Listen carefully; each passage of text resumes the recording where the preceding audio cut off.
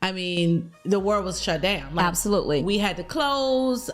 We couldn't even be in the same room with people. I mean, it was a whole ordeal. Wow. But I say all that to say I'm very thankful that we stayed the course and we didn't back down from buying our home, because obviously we were able to take advantage of the interest rate at the time. And did you guys get any backlash or some naysayers saying, yeah, you sure you want to be buying a house now? Exactly. Okay. Exactly. Folks had a whole lot to say. Oh, yes. Unsolicited. Right. Let me just say that. Welcome to the BOOMLENNIal Podcast, hosted by the dynamic duo cousins, Chee and Dee.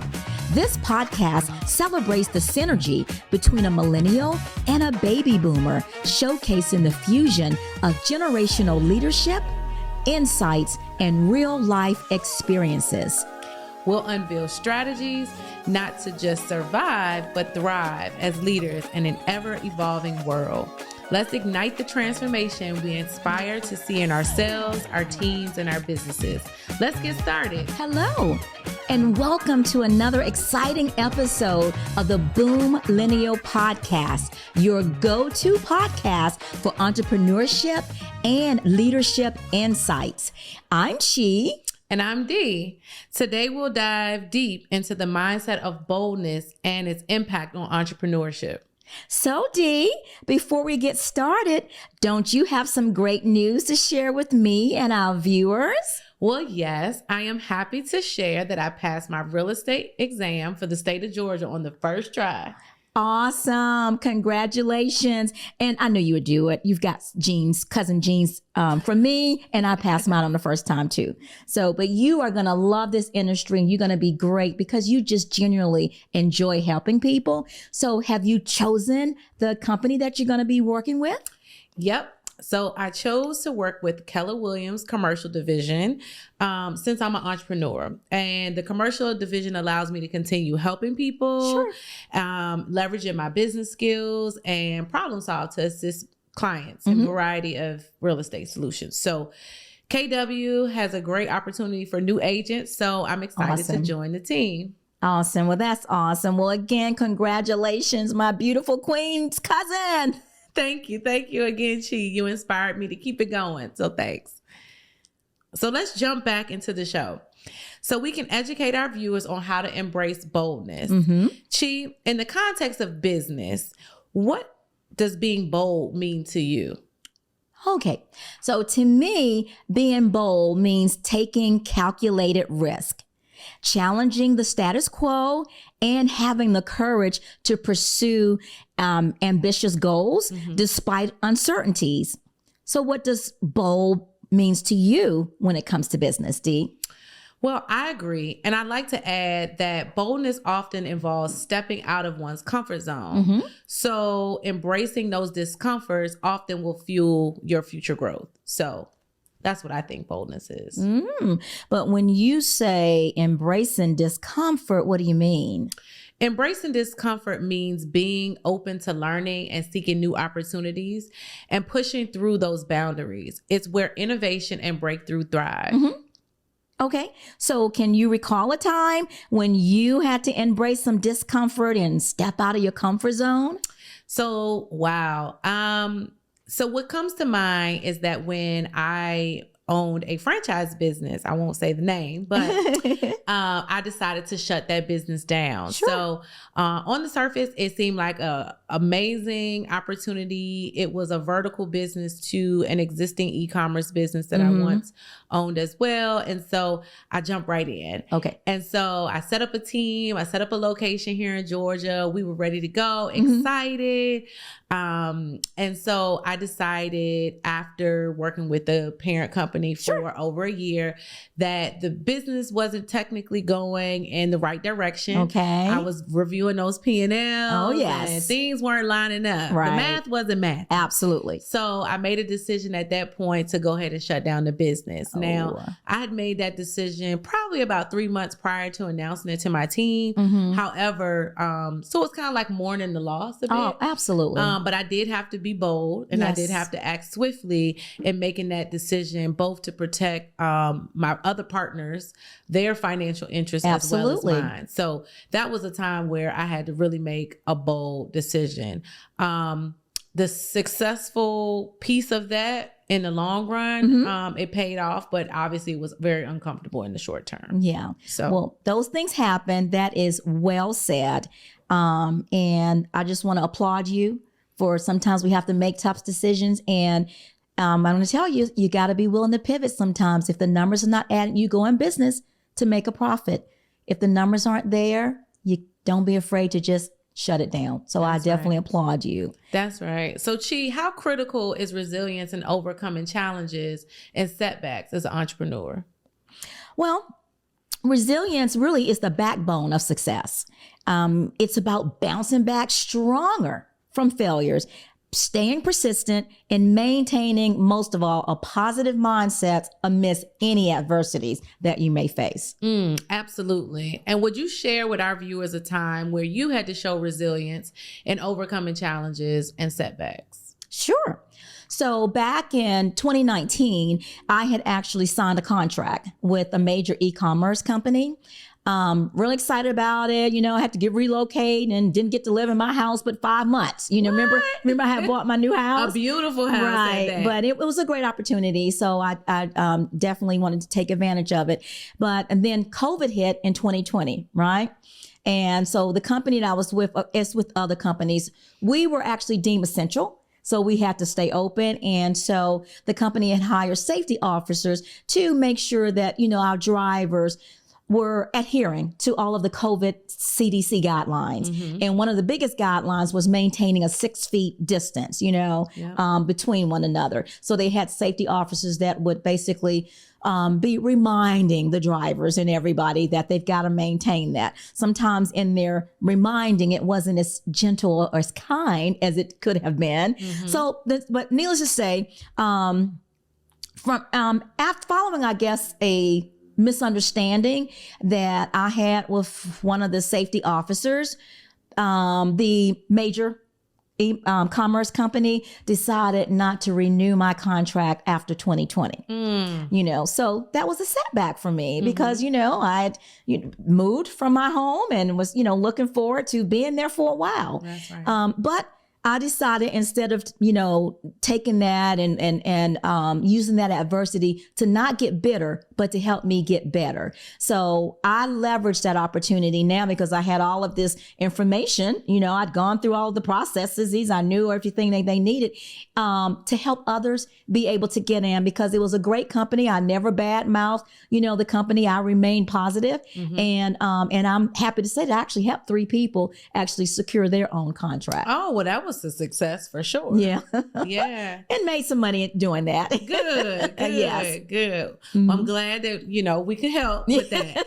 So, myself as well was obviously a former owner in that e-commerce company as well. And so I understand the challenges you faced during COVID because we were essential and we were working. Oh, yes. And I remember when you were going through that ordeal with the company. And I just want to say kudos for you for demonstrating a level of resilience and remaining so positive during the process. Thank you. You always kept it positive, that outlook of that particular situation, but you also found a way to monetize your assets, not only your intellectual property, but also some of the assets that you had acquired during the business. So while you were resetting for the next thing. So well, thank you. Thank you. Well, the Bible does tell us we're supposed to count it all joy. Amen to that. Yeah. So on to another note. Strategic thinking also plays a vital role in navigating the complexity of business. D, how can entrepreneurs develop and apply strategic thinking in their ventures? So strategic thinking, and I'm an engineer, by the way, but strategic thinking starts with analyzing your trends in that particular industry, identifying opportunities, and making informed decisions that align with your long-term goals. So as I mentioned earlier, it's about sometimes looking 5-10 years ahead and saying, okay, what do I want my end game to be? And then working your strategic plan backwards and building that business. So as entrepreneurs, we must anticipate changes and adapt their strategies according to staying ahead of the curve, obviously. And these strategies are often multidimensional, as you know. So we'll discuss those strategies in a future episode, Chee. Okay. Very wise advice. And to wrap up, what final thoughts do you have for our viewers on embracing boldness and achieving entrepreneurial success? So I'd encourage our viewers to embrace boldness, cultivate resilience, and adapt strategies that are in pursuit of your entrepreneurial dreams.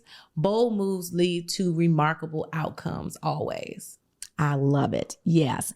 Now, Dee, we covered a lot of valuable insights on making bold moves in the pursuit of entrepreneurial success today.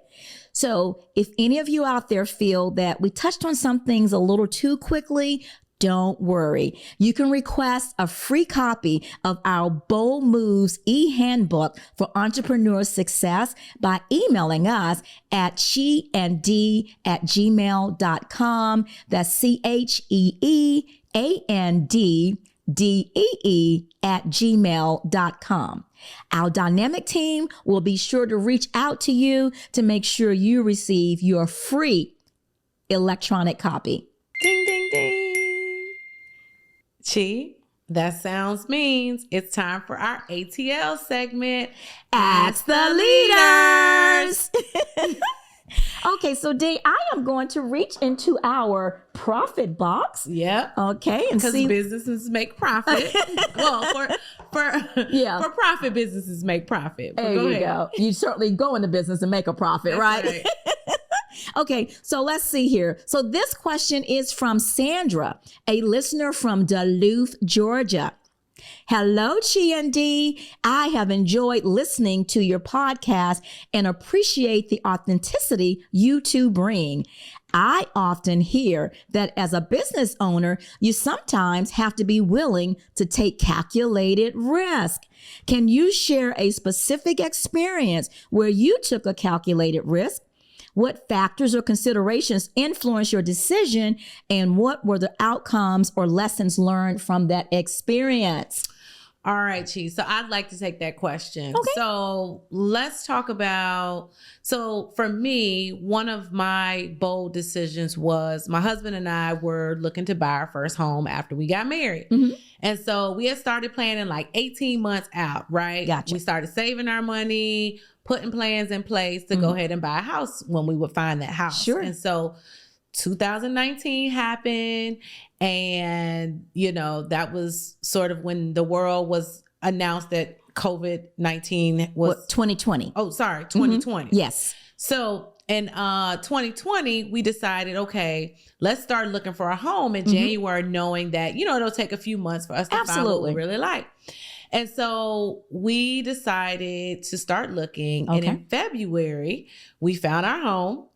And we went under contract with our agent and we started the process of purchasing our home. Well, in the middle of that process, there was a big announcement that said, hey, COVID-19 is a thing. Right. And so we're going to shut down the world. And so we continued to stay the course. We didn't pull back from buying our home. Right.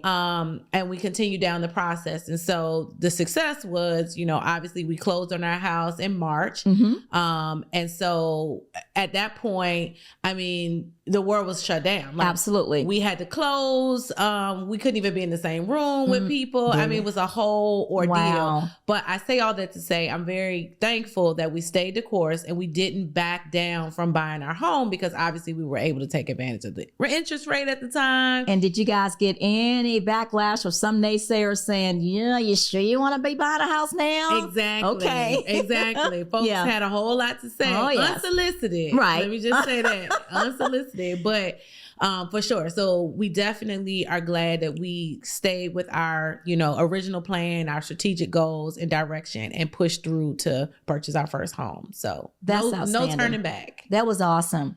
Well, your timing was perfect, even though at the time it might have didn't seem like that. But I'm so happy you guys did what you did. Their home is absolutely beautiful, by the way. Thank you. Absolutely love it. But as you know, as realtors now, you see we went into the market shift.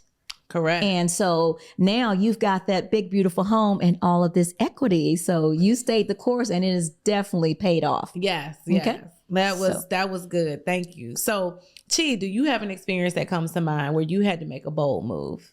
So yes, my experience is that I want to share is when I purchased my non-emergency ambulance business, and we had 2 ambulances, and we were running probably about, I think maybe 8 or 9 patients at that time.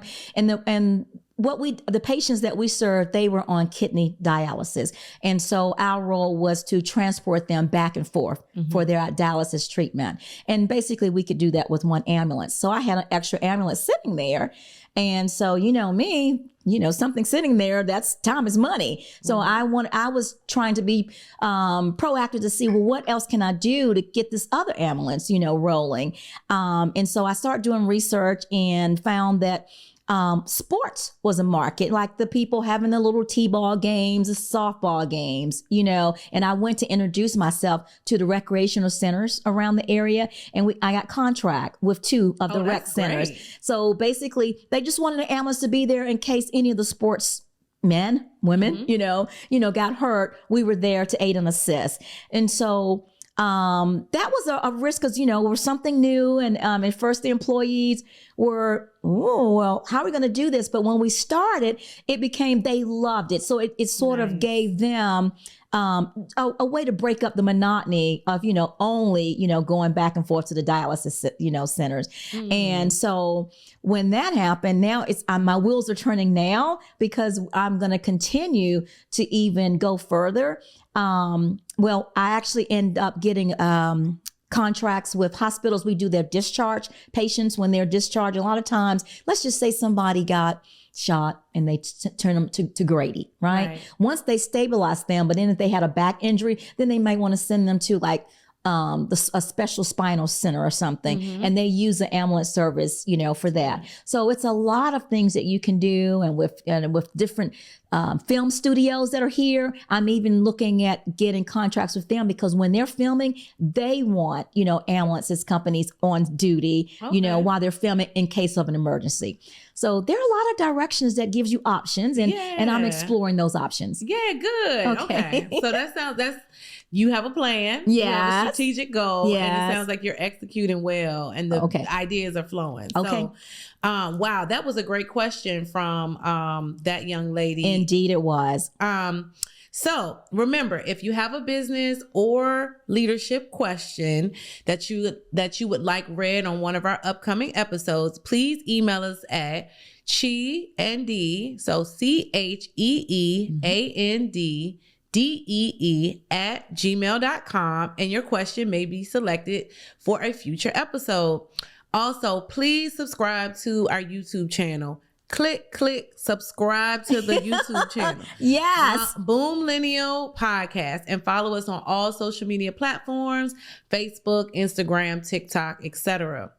Well, Dee, this brings us to the end of episode 3. And to our viewers, thank you so much for joining us today. We truly appreciate you watching us and supporting us.